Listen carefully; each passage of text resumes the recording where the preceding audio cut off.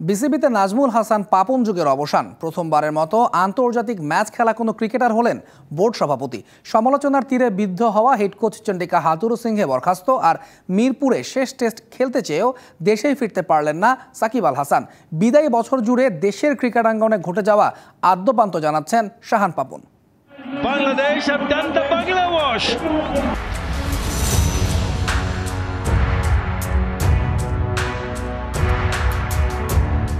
বিদায়ী বছরে মার্চ থেকে শুরু হয় বাংলাদেশ জাতীয় ক্রিকেট দলের ব্যাট বলের লং মার্চ।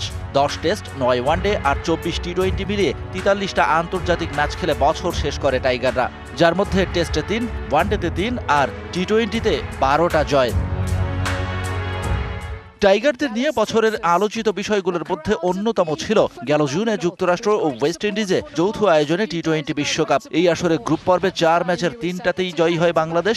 তবে সুপার 8-এ গিয়ে 3 ম্যাচের সবগুলো হেরে দেশে ফেরে টাইগাররা। দল দেশে ফেরার পরই আলোচিত হেড কোচ চন্ডিকা হাথুরু সিংহেকে বরখাস্ত করে বিসিবি। এর কিছুদিন পরই নতুন হেড কোচ হিসেবে নিয়োগ দেওয়া হয় ক্যারিবিয়ান ফিল সিমন্সকে।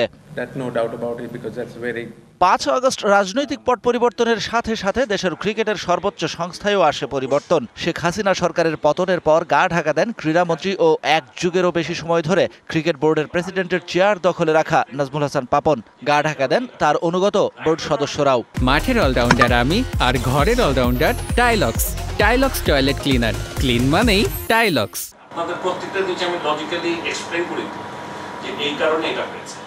21 আগস্ট 2024 যুব ও ক্রীড়া মন্ত্রণালয়ের কনফারেন্স রুমে বিসিবির পরিচালনা পর্ষদের সভায় মেইলে পদত্যাগপত্র পাঠান বিসিবি সভাপতি নাজমুল হাসান পাপন। ওই সভাতেই সাবেক অধিনায়ক ফারুক আহমেদকে নতুন সভাপতি মনোনীত করা হয়। দেশের ক্রিকেট ইতিহাসে আন্তর্জাতিক ম্যাচ খেলা কোনো ক্রিকেটার প্রথমবারের মতো হলেন সভাপতি।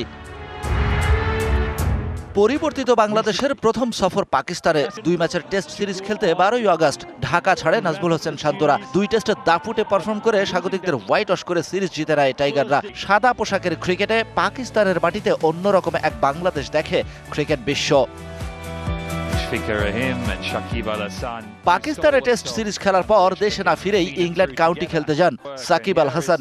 সেপ্টেম্বরে টাইগারদের ভারত সফরে ইংল্যান্ড থেকে ভারতে উড়ে এসে দলের সাথে যোগ দেন সাকিব। সফর শেষে টি-20 থেকে অবসরের ঘোষণা দেন এই ক্রিকেটার। সংবাদ সম্মেলনে বলেন, দেশে যথাযথ নিরাপত্তা পেলে মিরপুরে সাউথ আফ্রিকার বিপক্ষে বিদায়ী টেস্ট খেলতে চান দেশের ক্রিকেটের পোস্টার বয়।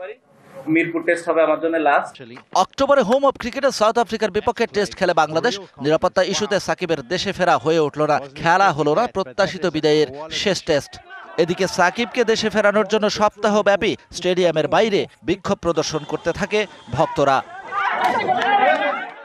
তুমুল ব্যস্ততায় টাইগারদের বছর পার। নভেম্বরে ওয়েস্ট ইন্ডিজ সফরে 2 ম্যাচের টেস্ট সিরিজে প্রথমটা হারলেও দ্বিতীয় টেস্টে তুলে নেয় দাপুটে জয়। 3 ম্যাচের ওয়ানডে সিরিজে হোয়াইট ওয়াশের প্রতিশোধ নেয় টি-20তে। সমান ম্যাচের ছোট ফরম্যাটে উইন্ডিজকে হোয়াইট ওয়াশ করে বছরের ব্যস্ততা শেষ করে ঘরে ফেরে টিম টাইগার্স। জাতীয় দল দেশে ফেরার আগেই দুবাইয়ে আবারও এশিয়া কাপ জেতে বাংলাদেশ অনূর্ধ্ব 19 ক্রিকেট দল। ডিফেন্ডিং চ্যাম্পিয়নরা ফাইনালে ভারতকে হারিয়ে ঘরে আনে ট্রফি।